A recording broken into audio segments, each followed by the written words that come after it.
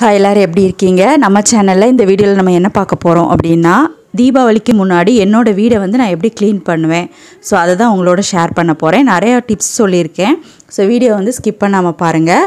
அதோட இந்த சேனலுக்கு வந்து நீங்கள் புதுசு அப்படின்னா மறக்காமல் சப்ஸ்கிரைப் பண்ணி பக்கத்தில் இருக்க பெல் ஐக்கானை ப்ரெஸ் பண்ணி ஆல் ஆப்ஷனையும் சூஸ் பண்ணிக்கோங்க. வாங்க வீடியோக்குள்ளே போகலாம். என்னோடய வீடு வந்து அன்ஃபர்னிஷ்டு ஹோம் தான். ஸோ அதனால் என்னோடய வீடை க்ளீன் பண்ணுறதுக்கு நான் வந்து ஒரு 3 நாள் எடுத்துப்பேன். ஸோ டே 1 அப்படின்னு பார்த்தீங்கன்னா கிச்சன் ஃபுல்லாக வந்து டே 1ல் க்ளீன் பண்ணி முடிச்சிருவேன்.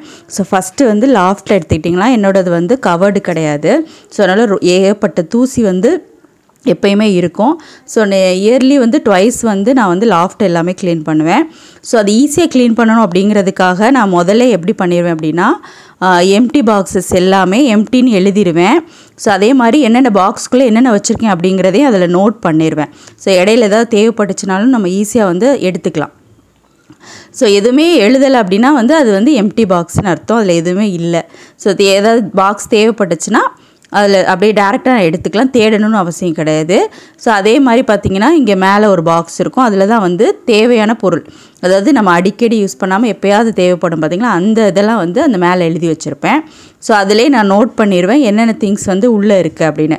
இந்த ஒரு பாக்ஸில் மட்டும்தான் வந்து அடிக்கடி நம்ம யூஸ் பண்ணாத திங்ஸ் எல்லாம் வச்சுருப்பேன். ஸோ மற்றபடி எல்லா பாக்ஸும் பார்த்திங்கன்னா எல்லாமே வந்து மேக்ஸிமம் எம்டியாக இருக்கும். அப்படி இல்லைன்னா குட்டி குட்டி எம்டி பாக்ஸ் எல்லாம் போட்டு ஒரு பாக்ஸில் வச்சுருப்பேன். ஸோ அந்த மாதிரி தான் இருக்கும். அதனால் இது வந்து எனக்கு க்ளீன் பண்ணுறது ரொம்ப ஈஸி. அதே மாதிரி எப்பப்பெல்லாம் எதாவது தேவையோ அதை வந்து நான் ஈஸியாக எடுத்துக்கலாம். தேடணும்னு அவசியம் கிடையாது. ஸோ லாஃப்ட்டு முடித்ததுக்கப்புறமா வந்து ஸோ இந்த மாதிரி ஸ்லாபு பார்த்திங்கன்னா என்னோடய வீட்டில் வந்து இதுவுமே வந்து கவர்டு கிடையாது. ஸோ இது வந்து நான் கொஞ்சம் அடிக்கடியே க்ளீன் பண்ண வேண்டியது இருக்கும். ஸோ பேப்பர் விரித்து தான் வச்சுருப்பேன். ஸோ எல்லா திங்ஸையுமே கீழே, எல்லா பாக்ஸஸையுமே கீழே எடுத்து வச்சுட்டு நல்லா ஈர துணி வச்சு தொடச்சிட்டு பேப்பர் மாற்றிடுவேன். ஸோ இது வந்து 2 மாதத்துக்கு ஒருக்கா நான் பண்ணுவேன். ஸோ அடுத்து பார்த்திங்கன்னா அந்த ஃபேன்.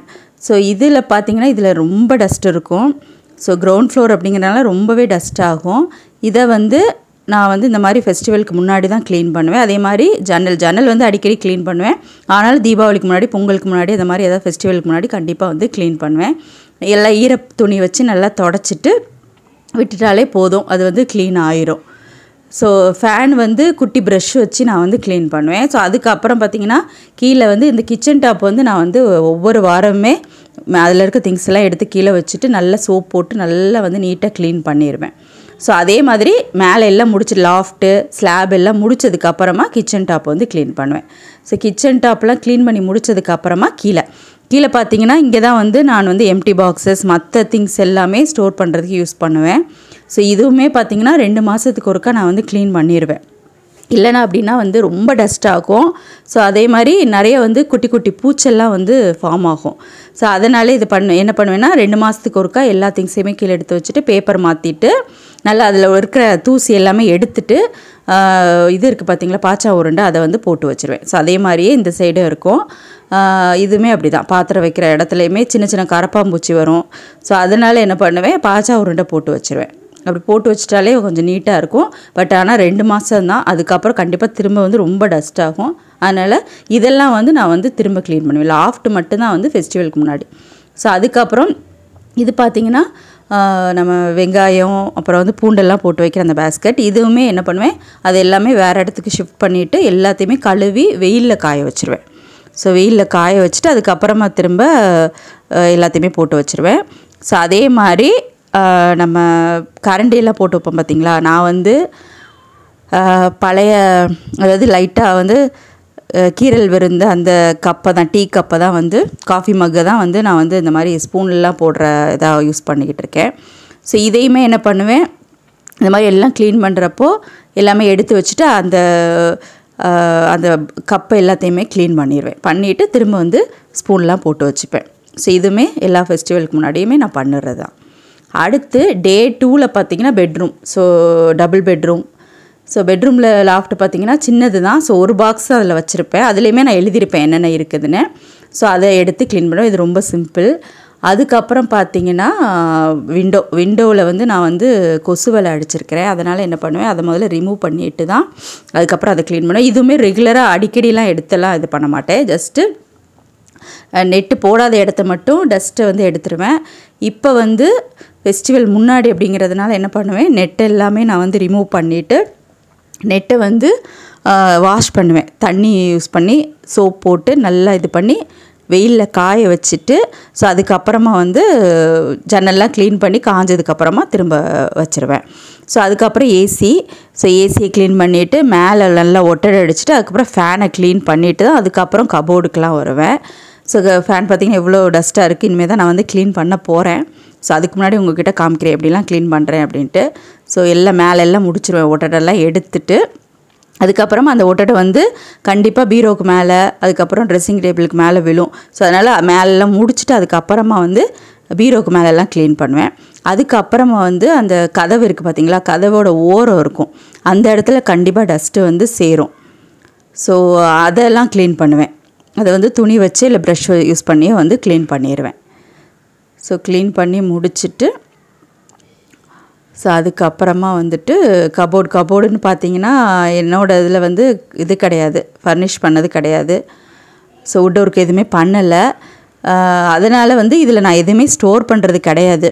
ஸோ இந்த மாதிரி டாய்ஸு, புக்ஸு, அப்புறம் வந்து குழந்தைங்களுக்குரிய சேர் அது மட்டும்தான் இது பண்ணுவேன். இது வந்து வீக்லி ட்வைஸ் வந்து எல்லாத்தையுமே எடுத்து வச்சுட்டு தூசி வந்து தட்டிடுவேன். அதனால் இது வந்து எப்பயுமே க்ளீனாக தான் இருக்கும்.